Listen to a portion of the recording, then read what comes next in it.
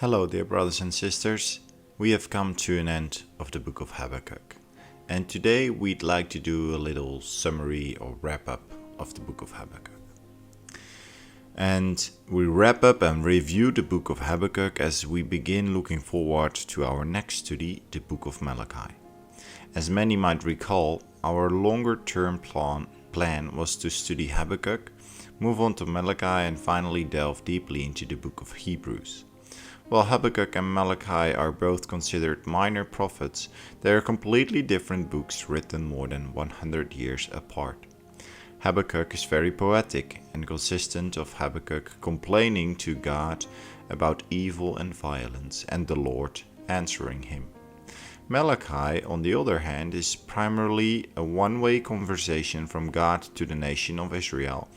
God provides the questions and the answers. No poetry, just frank, chastising language. So what happened after Habakkuk? Of course, we know that the Lord's words to Habakkuk came true.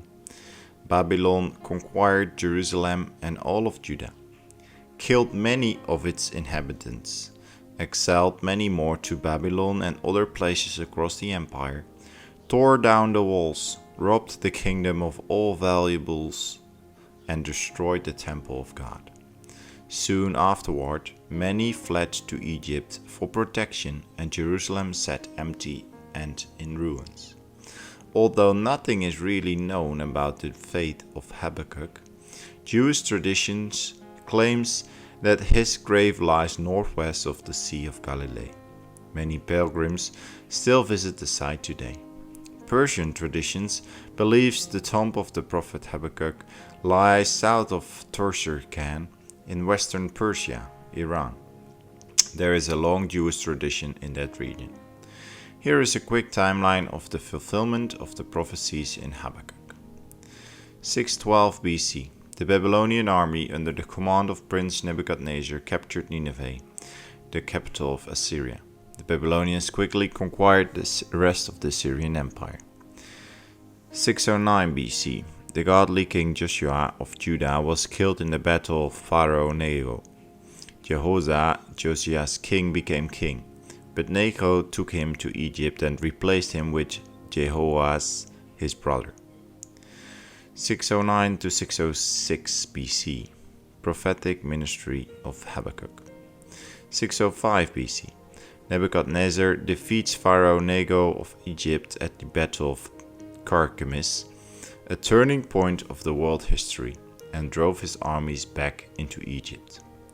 Also in 605 BC, first invasion of Jerusalem by Nebuchadnezzar's king of Babylon.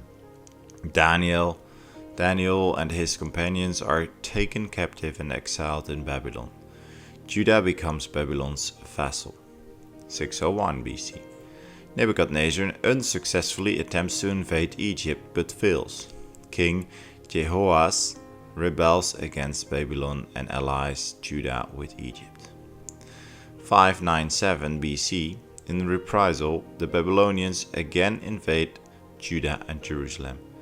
Jehoiakim the king, Ezekiel, and 10,000 people are taken captive to Babylon. Zedekiah is made king of Judah by Babylon. 592 BC, Ezekiel begins his prophetic ministry to the Babylonian exiles. In 586 BC, Zedekiah rebels against Babylon. This time, Babylon marched on Jerusalem with his full army. The city was sieged, resulting in severe famine and disease. The Babylonians breached the wall and many were killed. The Babylonians destroyed the walls, palaces, and important buildings in the city. They looted everything of value. They entered the temple of Yahweh and took away everything of any value and utterly destroyed everything else. All of the people were captured and dragged away to exile, with the exception of the poorest to work the vineyards and fields. And 587 BC approximately, the Babylonians appointed Gedaliah as governor over Judah for those left in the land. Sometime after the appointment, Gedaliah was assassinated by those who opposed him. Many Judeans and Babylonians who were with him were also killed. Fearing reprisal from the Babylonians, everyone in Jerusalem fled to Egypt for safety, and Jerusalem was left empty and desolate. God kept his word to Habakkuk, and finally in 539 BC, God kept the second part of his prophecy. Cyrus the Great, king of Persia, conquered the city of Babylon, and the taunt songs of Yahweh, as we can read in Habakkuk 2, rang true, as Daniel 5 also says. Okay, let's dive into some life lessons from Habakkuk. And although the book of Habakkuk is small, we can learn some large lessons from his book. Here are 8 lessons we took away from Habakkuk. Feel free to add your own and post them in the comments. God's ways are not our ways, yet he can be trusted. Number 2. Even when things seem out of control, God is still in control. Number 3. God wants what is best for us, even when it's hard or we don't like it. 4. While we look at things from our own perspective, God looks at things from an eternal perspective. 5. Understanding how God works is not our job. Trusting him is our job. Number 6. Our righteousness does not come from the things we do, but our faith in him. Number 7. Our peace and joy do not come from our circumstances, they come from God. And the last one, number 8. Our timing is irrelevant, but God's timing is always perfect. Okay, brothers, maybe God has spoken to you during our study of Habakkuk, and we have listed the key learnings from our point of view, but you also look back through Habakkuk and review what we and what you have learned.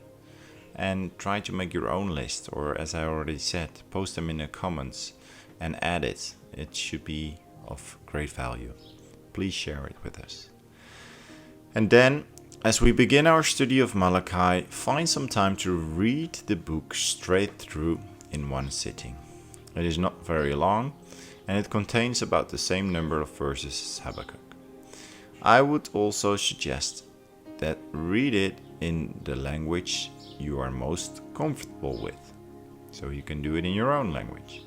Try to get a feel for the overall mood and message of Malachi, and then we definitely hope to see you in the next Bible study. God bless you, and thank you for listening and studying the Word with us.